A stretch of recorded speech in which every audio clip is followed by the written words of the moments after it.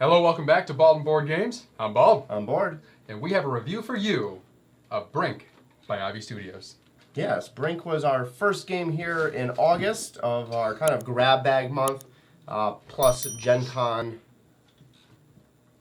games purchased month, whatever we want to call it. Yeah, we didn't actually get it at Gen Con. They had it there. Ours happened to come in right before Gen Con, which was awesome. Yeah.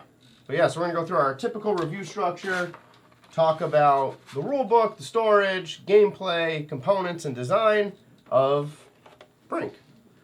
Which is what, our fourth Ivy Studio game I think we have?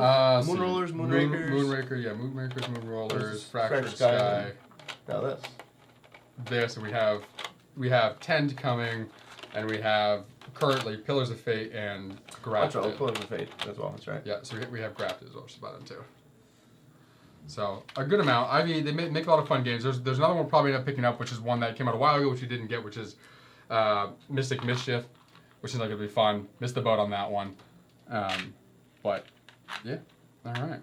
So, if you have not watched one of our reviews beforehand, the way that we do this is we review games individually. So I give scores and Board gives scores, and we do it over 5 different areas. So we start off with the storage, then we have the rule book, then we have the components, which is what everything's made out of, then we have the design, which is what everything looks like, the iconography, artwork, yada yada, and then we have finally the gameplay.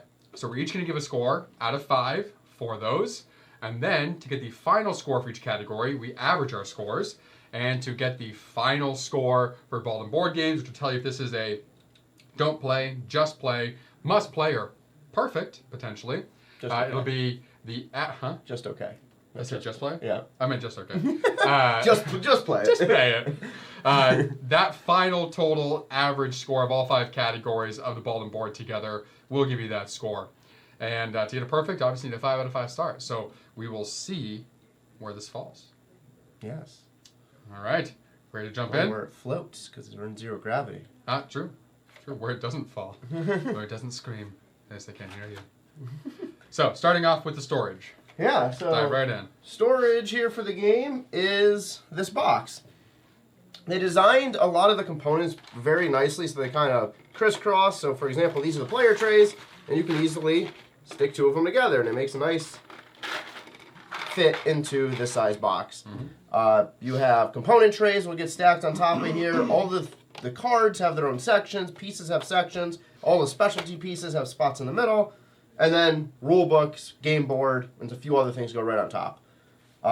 So overall, everything that has pieces like this is covered with something, so it's not bouncing around or falling out if you're storing it sideways. So storage is kind of perfect. 5 out of 5. All right. And even the player boards here, all of the player board stuff is right underneath it, and it has a little cover to keep it held right there. It does. All righty. So, storage for me is obviously everything that you said that fits into here, in addition to what you just pointed out, the player trays and stuff here, where everything has its own location in there, and its own like little slot, and then that goes right on top. Everything is secure, is safe. Even the cards have a tray that they sit in that go in here. This has a bunch of little components on the table. I'll show you. Boop. This guy here has a cover that covers that, so those things don't fly around at all. Makes it very quick to get on the table and very easy to set up. So yeah, 5 out of 5 for me as well. All right, nice and easy to start. Yeah. Next up is our rule book. So how well does the rule book tell you the rules of the game? So as the rule book, as associated player aids. We have our components overview, very straightforward. Nice table of contents in the beginning, color-coded as well, which they've done a lot of the games, so it is easy to find an area that you're looking for to reference. A lot of diagrams, which makes everything super, super clear and easy to understand. Reading the rulebook wasn't hard at all. It was a very quick read, very quick learn. We were able to read it once, dive right in and go. But there is a caveat. There's a section in this regarding the revolt portion that if you watch our rulebook rundown, Board and I go back and forth for a minute until we get to a consensus based on some very, very slight wording in here and order of operations that is easy to go unnoticed, which we may be doing the revolt right, we may not be, but based on what it says, it seems like we are. But the fact that there was that kind of ambiguity and it didn't spell it out specifically to say the revolts happen, it says whenever cubes in supply run out. Now, when tallying up stuff over here, it does not specifically say take cubes from the supply to tally. So that's what we went back and forth on, because if you take a cube to tally, that could technically trigger a revolt if there's no cubes to take to do the tally.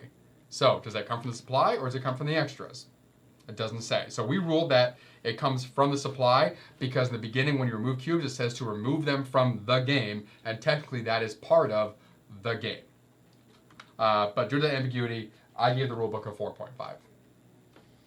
So, similar comments. Again, I love their color coding. And again, a lot of Ivy Studios do this Moon Rollers, Moon Rakers. It's always the same kind of color setup. So you're like, oh, I need to learn about gameplay. Go to green. And boom, I can learn about gameplay. So very nicely done. There's a lot of pictures. There's a lot of checks and X's, do's and don'ts. So very clear on, again, vast majority. To Nick's point, Revolt was the one section we debated on, especially when it comes to the council voting side of how that could trigger a revolt. Additionally, you have little player aid. Yep. It goes on the front. Your turn gives you bullet points for all the possible actions you can do on your turn. Hex actions. Not only is it on this little player aid, it's on the bottom of the game board here. That's great. So it very clearly says this symbol that matches a symbol on the tiles does this. So, and then obviously some iconography and stuff on the back and how voting works. Great. So I agree. The one little caveat with revolts could drastically change gameplay. If we played it wrong where it comes out of the extras, we're limiting how many resources we have now. So because that is super unclear, 4.5 as well. All right, next up we have our components. So what everything is made out of, the material of the cards, the material of the trays, since they're included, the material of the tokens, of the pieces, the bits, the bobs, the boobs, all of it. There's no boobs in this game. Damn it! So there's no boobs in this game. This is almost like a boob. That's only my character. This is no, it's not. It's more of a So for this, major components. We'll start with the cards. You have a few decks of cards. You have ambassador cards, action cards, rival cards. Rider cards. Rider cards, not right. We do have rival. No, rival and rider cards. Yeah, it is. So those do have. Those are a thing. Those do happen. So these are the standard cards you're going to see in a bunch of games. Nothing super special about them. But the only benefit to that is you shuffle them once at the beginning, and then they nicely sit in these trays. So you're not shuffling them constantly. You're not dealing out a bunch of cards, have to fix them up. Like, they just sit in the tray. You deal one out at a time. So you're not touching them too much where they should get damaged. Like a lot of games where if you got to keep shuffling, you have to worry about damage. So to me, the cards are good enough for the purposes of how they're used in this game. For the tiles, they're solid cardboard tiles.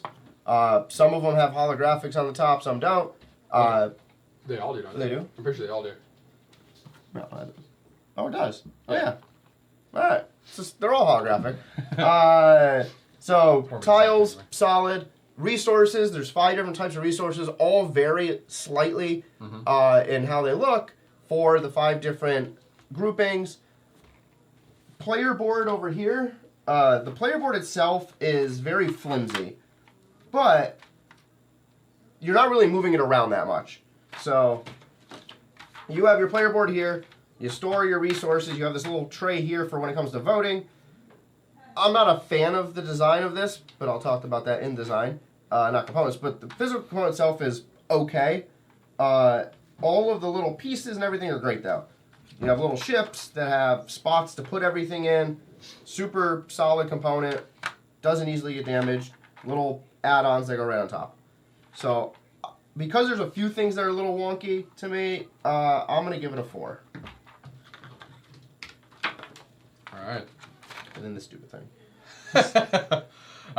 Component-wise, I think everything is made superbly. So the tiles are solid. They're not flimsy at all. Like, I can't simply just like flex these or bend these with my fingers by doing that like some tiles. The little pieces here, again, very solid, and they are, plastic, which is good. The cards do have a nice little finish to them. If you did have to shuffle these a bunch, they wouldn't get damaged that easily right away. Luckily, you don't have to, so they will last much longer. The fact that it comes with these trays, is considered a component since we take it out and use it in the game. Again, these aren't anything that came bent or flexed or warped or anything like that, so they aren't overly heavy or heavy or overly done. Like it's flexible enough and it's thick enough to what it needs to be. Same with up here, those items. So then we have these nice miniatures here as well for the rewards from these cards. Also the board, typical board, solid. For the trays being able to hold all the pieces, again, that's more of a storage, but it's also kind of a component in what it's made out of. Again, these trays are as solid as they need to be. Any looser, they definitely would have been flexible all over the place, but it's nothing crazy. This is nice and solid, which is good because it holds all this in place. Again, this is just a screen. It's perfect. This here, again, solid enough, sits right on top there. Easy can be. So I don't have any issue with what anything is made out of. The felt bag, same thing. So components, I gave a 5 because I have literally no qualms. All right. So taking components a step further, we go into design. So the iconography of everything, the looks, how it's built and utilized. All right. So design-wise, obviously the holographic tiles and the planets, the things for space, that's great. It's great illustrative work, great graphic design, so much fun to look at, great table presence. The iconography, very easy to understand. Like they have the explanation down here again. So getting that on the board, I'm also considering part of a design component to get that on there. Again, very clear.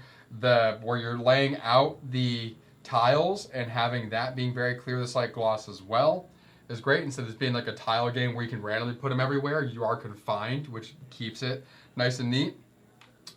The factions all are unique, which is great. The design of all the minis, so like the ships here are all the same shape, but the different colors. And of course, you have the deluxe version where it's painted over. That is spectacular. The fact that these guns slot right into, show you here, these ships. Again, a design element that is a lot of fun and very simple. Adds a simple function to the game. That's all you need. The skill track, again, very clear and very fun to push all the way to the top and very easy to understand.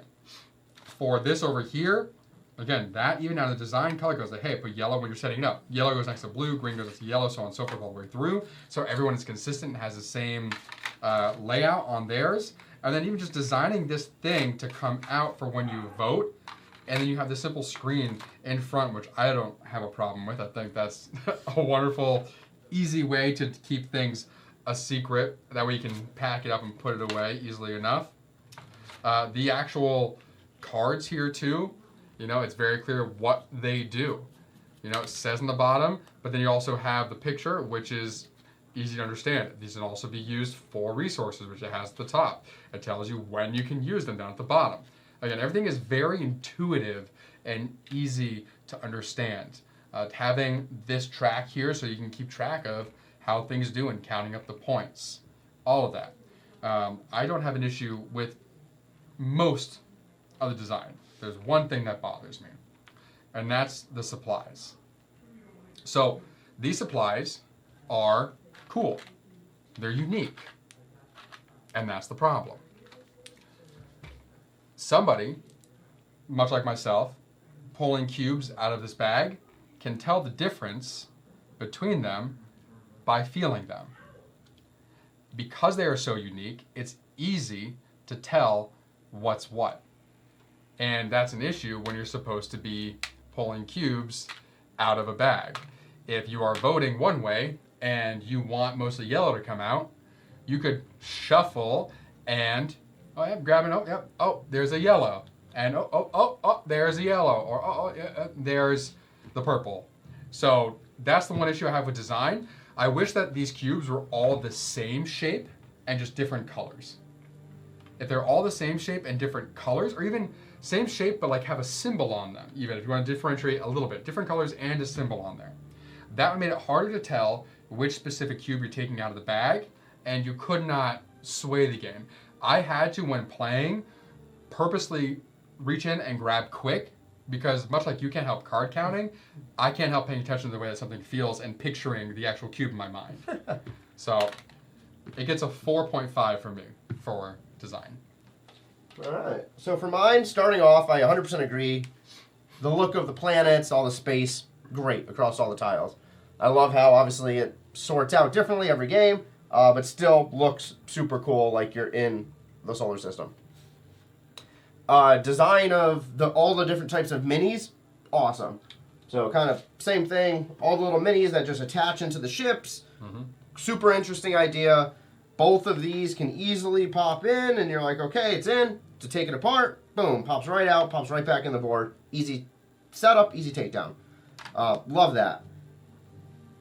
This whole track here, also love the design of. To Nick's point, super easy to tell. Oh, I need blue resources. 1 here, 2 there. And you can only go one direction. And it impacts my level 1 ship. Then level 2, level 3. So very clear on exactly how this works. On the board, to your point too, showing all of the requirements here, or not the requirements, the actions here and what they do. Mm-hmm. I love that it's very clear, as well as the symbology on the tiles are super clear on what's available. Slash means universally or, so I'll be like, okay, I can do one of those two, and I can just glance here, a turn ahead to see what's out there and what I have options available for. Back to this thing, I don't like, the screen I hit every time. I don't mind the design of the screen. It works. It keeps things secret. Perfectly fine. I don't like the design of this thing. Because I had multiple games where I'm sitting here with a handful of blue cubes, and for both of us, blue is the same. So if I'm reaching on this side to grab blue cubes, I kind of have to like dig underneath, pull my blue cubes out, and then figure out how many I want to put on top. So most likely you're not going to be looking at your opponents while you're doing it, but that is a possibility. But I just don't like how I have to like almost lift this tray out, pull all my resources out, and then be able to put them back in where they need to go to vote. So I wasn't a fan directly of how this was set up on how it all worked. Mm-hmm. Everything else, I do agree with your point of the shapes. Didn't think of it until you said it, so it's not impacting my score. But that is a valid issue. Mm-hmm. For some people who could easily reach in and be like, oh, this is orange because I know I can feel the groove in the center. Mm-hmm. But overall, the design of everything else is interesting. Anything that needs to be called out is super clearly called out. What things are worth, endgame scoring, value of points for your prestige. So I give design a 4.5, mostly because I don't like this feel of the player board area. Alrighty, and now what you've all been waiting for. What do we think of the gameplay? Yeah, so we'll start with like a 30-second overview of the game. So the way the game works is you start out this center tile, which has 5 things. Each of them have 5 different actions. As you play, you can place your ships down. So for example, if I place my ship here, I get to draw a tile from the stack of resources. I place it down, this ship goes on the line between the two. And then as turns go by, you get more and more tiles on as people do different things. Once your ship is down, you get the resources, for this case, on both tiles. This means 2 to your personal supply. If it has a white background, it means you have to trade it. I'll come back to explaining that in a second when I review actually gameplay. But those are the options. Keep it or trade it. Then you have all your cards around that you do the different actions. So hiring an ambassador, getting action cards, getting rider cards, upgrading, which comes to your personal player board, and moving up this track here. So pretty much you're just taking turns using all 3 of your ships, getting them onto the game board in some way, shape, or form, and you do that 3 times. At the end of every single time, you do a whole council vote. At the end of the game, have some endgame scoring. Whoever has the most VP wins. Yep. So very simplistic concept-wise. There is the strategy aspect of potentially hate drafting an ambassador because you know your opponent wants it based on how they're playing. Or taking a spot on the board because you know your opponent might want to go to that spot. So there's definitely a lot of strategic aspects, but overall, quite simple of a concept. For my thoughts on gameplay, I do love those aspects where I can kind of have a plan in mind, your opponent can screw you over, but there is plenty of options. So if I wanted to do the draw action cards, there's literally 1, 2, 3, 4 right now on the board. So there's plenty of variety where you can't just get boxed into a corner and be like, oh, I need a recruit ambassador, and there's only one ambassador in this whole deck, or this whole set of tiles. So there's plenty of variety there, and you get choices on how things build out. I don't necessarily like in a 2-player game this whole trading thing, because a lot of these tiles, all the red ones, have 2 purple. So I would get 2 purple. Thank you. I would get 2 purple cubes that sit right here. I would then have to use them based off this rival card to trade 2 purple, which means the purple go in the bag, or trade with my opponent. In a 2-player game, that's not going to happen. Right. That wouldn't make sense. But now that guarantees, because purple is wild, that blue has a statistically much higher choice of getting pulled, because purple equals 2 blue, blue equals blue, based on this card. So you almost have to focus on going to this color location, because there's a pretty big chance that that's going to be one of your top 2. So I'm not a fan of that aspect in a 2-player game where you're forced to trade purples into this bag. Mm-hmm. Sure, you get any resource you want, which is great. I wish it was just for 2 purple, there was some other option that would just make it simpler, where I can just get 1 cube of my choice instead if it's a 2-player game, or whatever the other options would be. So that was one thing that really threw me off. I'm like, okay, this is annoying. I'm just throwing so many cubes into this bag because I'm on those tiles. The rest of the gameplay I enjoyed. Thoroughly enjoyed trying to work up the track to upgrade my different spacecrafts accordingly, gathering resources and trying to hire ambassadors up here, or trying to complete the different objectives up here and get those special cards. One thing I did notice, I don't know if you'll agree in yours, is to me, the benefits those cards give you for spending 9 resources / power are not good enough for the 4 colors. Like, they definitely help you every turn or every round, but there's only 3 rounds. You're most likely not getting one of those round 1, so you only have really like 2 rounds to use them. So to me, I never really focused on getting those unless I had the resources just available. It seems more strategic to go after ambassadors that can help stack combo effects and be like, oh, I can now get more resources because I have this ambassador. Or get a bunch of action cards, which give you extra actions potentially. So for me, there was a little clunkiness with a few of those. So my gameplay score for Brink is a 4. Okay. I'll do that while I talk. Yeah. Boop. All right. So gameplay-wise, in general, Brink is fun and is very simple, which is nice if you're trying to get this out to a bigger game group. You, like you said, place your ships, gather resources, do actions 3 times, and then you're done. Easy enough. Great to look at, fun to play. Different options on how you're going to spend resources and what you're going to do. So to comment on those up here, I don't think they're useless. I just don't think that we explored them enough. I think that there's multiple ways to try and get to where you want to go. And I think this is one of those ways. Because if you can manage to get, let's see, what would you need? So if you did 1, 2, 3, and then you would need 5. So there's a small chance you could get that in the first round. You need to upgrade a ship. You need to have your ships on at least 2 to 3 of the spaces, and then have supplies as well. And then you could get one of those first round. What do you mean 2 or 3 of the spaces? Colors. Because power counts towards it also. It's power and resource. Oh, yes. So but saying, that's fully dictating on what gets drawn, because right now there's only one of each power color. That's what I'm saying, though. So that's where, based on what comes out, you can decide, okay, I'm going to go this route. Sure. And if you get it in the first round, even if you get it in the second round, you can get it potentially first thing, second round. Then you have that, and you can just start to bank those resources little by little, and they each add 1 victory point at the end of the game. And mind you, But only if you didn't spend them elsewhere. Which but the last game we played, I won by 1, and it's the one that I spent on that one guy I had.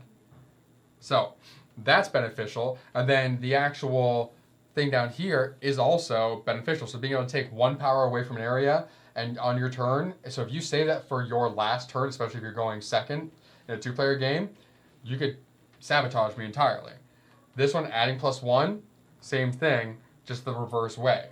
And then each of them have a very specific thing they can do. I just don't think that we explored them enough to really maximize our use there, because we heavily focused on getting our power stuff out here. You heavily focused on getting ambassadors last time as well. So that doesn't bother me.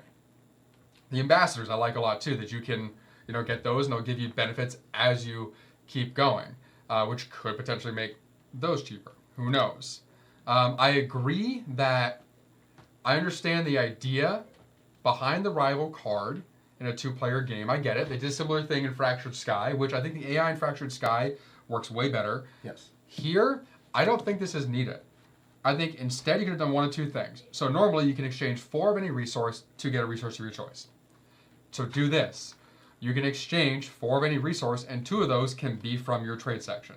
So you can split that between the ones you have and the ones up here to get a resource of your choice. Or make it so we can just directly trade with ourselves. So if I get 2 purple here, I can trade and be like, okay, I'm going to give an orange to take that purple, but the orange goes into the supply, so you can't take it right back. I think that would have been more creative than this function here and this randomized bag. I understand the randomized bag. I do like this function in general because that's only used in a 2-player game. It adds. No, I know, but I'm saying it's because you need it, or else like you could heavily sway one or the other just ourselves. You need a randomized situation. So maybe instead of when you trade with yourself it going there, it goes into this bag. So that heavily randomizes this bag based on what we decide to trade. There's a lot of different ways that would have worked better because I agree. Like when this goes in, that this is going to be heavily that thing. Or instead of assigning a color to this, you instead say, okay, any purple on the rival card is whatever comes first or last on the rider card. So that's going to potentially change as people take the rider action. I think, or you just say like, okay, purple. You put a purple in the bag, it equals 1 resource. You put 3 of any resource equals 1 resource. But this card is not flipped until the council vote stage. Sure. So like that too. Yeah. So this color wouldn't matter. Like you just get rid of that. You'd have the color on the bottom. But you don't know what color's coming out of that card. So you just pull it during the council vote after we both voted. Yeah. And then draw it from there. Yep. Like that would be a way better function. Then I'm like, okay, I know blue or purple is 2 of a color, but I don't know what color. Yeah, exactly. And you deal 8 of those where you have 2 of every color. That way you can't just easily count what's left. Ooh, excuse me. Yep. Oh, I like that too. So the game plays quick, which is nice too once you know how to play. I think we played 2 games in 2 hours. Yeah. Which is perfect. Plays an hour or less. Like an hour and 5 and like 55. This is just barely too long to be one of our tournament games. The main issue I have with this, though, are these action cards. So these action cards are great for the most part throughout the entire game. Unfortunately, there is too much randomness that could cost the game. The last game we played, yes, I won by 1 point, which was because I had the 1 resource here. But no, there's the cut because I also have one of those with 1 resource. What? So which offset? No, you used it. You didn't have the 1 for that. No, I had one orange. You didn't? Yeah. Okay. Anyway, so the point I'm getting at is not that. The point I'm getting at is that I wouldn't have been in that position if I didn't take the action, so drawing these action cards, as my last 2 actions in the game, my last action in the game. And in doing so, I got entirely lucky and pulled 2 of the 3 victory point cards. Give me 6 points, which put me right to that spot. If that didn't happen, I wouldn't have won. So that kind of luck and randomness is annoying. Because you could math out, like, all right, cool, I'm ahead by this much, I'm golden. And then due to a fluke, I win. It's just not fun.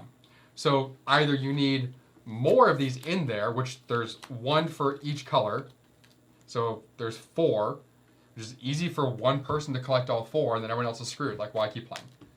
Like if you have 12 points ahead right there for endgame, why? Why do you keep playing? You know, it's annoying. So because of that, I give this a 4.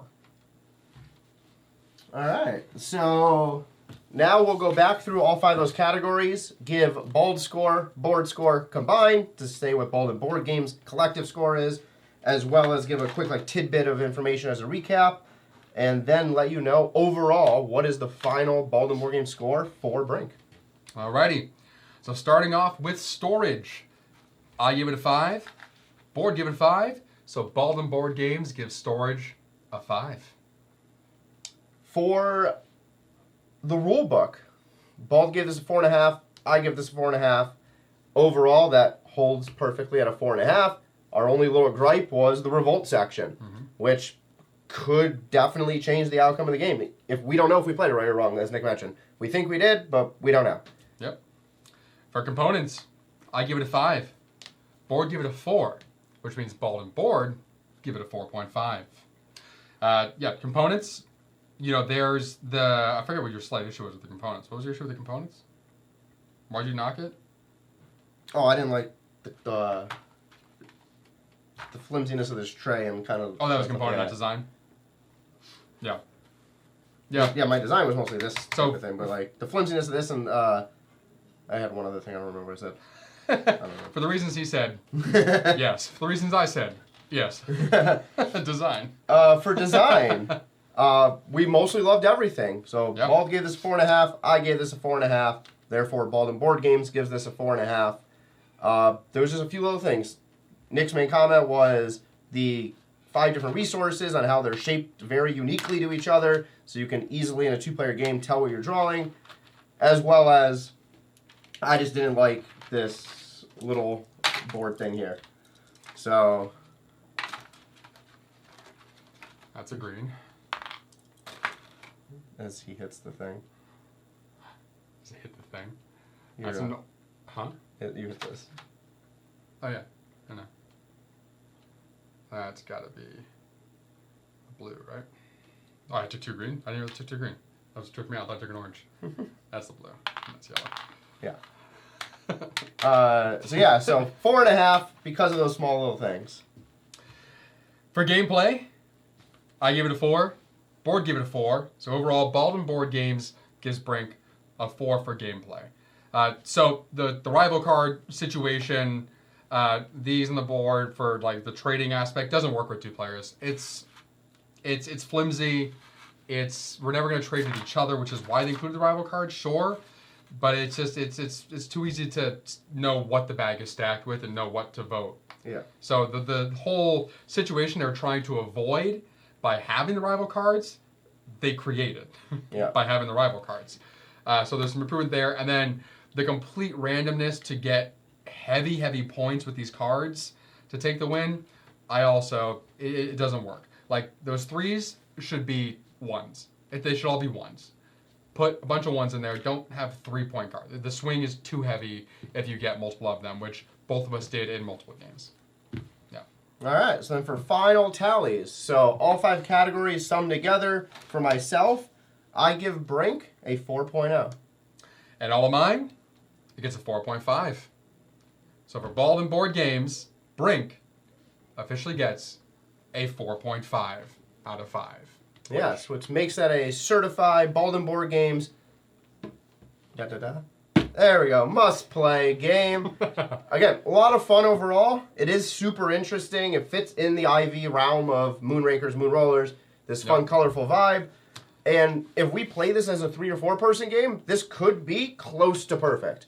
It's just because we only played as 2-player and it had the wonkiness with a 2-player game.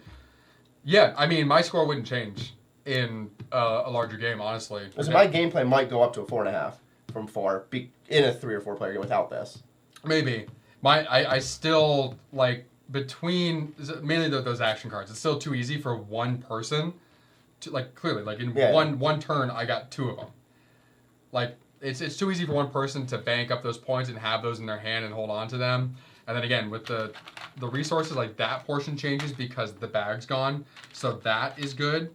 But, yeah, I think mine would probably still be at a 4 because of those action cards. It ruins it that much. Yeah. To where literally the game could be. It's just more fun if the game is closer. Yeah. And strategy is what decides the victor. And randomly getting cards and just choosing to hold on to them, that's not a strategy. That's luck. So, anyway, but Brink, I do love it. It is a lot of fun to play, despite the gripes with the various areas. Definitely one that will be fun to get to the table with multiple people because now you have to trade with others. Yeah. And so it's based on what's in front here as well for trading. So, hey, I will give you a purple if you give me blah, blah, blah, blah, blah. Yeah. You know? Which can definitely swing the game one way or the other because if, let's say you're playing a 3-player game, the other 2 players just don't even have resources, well, then you're just screwed and you lose out on it. If they do have resources, hopefully it's ones you want and can utilize. Because if you're going for green and they only have 2 orange, it's like, well, I don't even want that anymore. I'd rather just give up the purple back to the tray than give it to a player and get 2 useless resources. Yeah. And you also don't have to follow through with it either. You can say, hey, I'll give you these 2 purple if you give me 3 orange. And the person says, okay, yeah, sure, I'll do that. And then you change your mind. Well, guess what? Now you know that they have 3 orange. Yeah. You can be an asshole like that too. Yeah. Perfectly fine. But yeah, Brink by Ivy Studios, very fun. If you haven't checked it out, definitely check it out. If you have, and you feel differently about how we rank this, give us your scores in the comments. Go through storage, rulebook, components, design, gameplay, and your overall. Let us know what you think in there. We'd love to hear how other people have perceived this game. If you played at a higher player count, let us know if you have a preferred player count and what you'd recommend. We would absolutely love to hear that as well. And if there's any other games you want to see us review that we haven't reviewed already, let us know that too. If we haven't played it, don't worry. Let us know anyway. There's a good chance we will find the game, play it, and let you know what we think. We do have a couple awesome games coming that we'll have reviews for, so stay tuned. Some new ones that aren't out yet that we managed to get because we went to Gen Con. Yeah. So very excited that one of those we will be playing, 2 days from now. It's going to be that one. Yeah. Yep. Yeah, so one will be 2 days from now. Yeah, so if you're watching this the day it went live on YouTube, check out our Instagram. We'll be live streaming 2 days from now, this upcoming Tuesday, 8 p.m. Pacific Standard Time on Twitch, Ball and Board Games. You'll see one of the games we got at Gen Con. It was a fight to get. It was, but it's a very fun game. We'll have 2 other friends on, so it'll be Bombastic full, and Badass will be a full joining group us. of 4. And then we'll have that posted up on YouTube, as well as 2 other fun games from Gen Con this month. So 3 total that all came back home with us. Yep. All right, everyone. Thanks for joining us here at Bald and Board Games for our review of Brink by Ivy Studio. I'm Bald. On board. We'll see you on the Brink.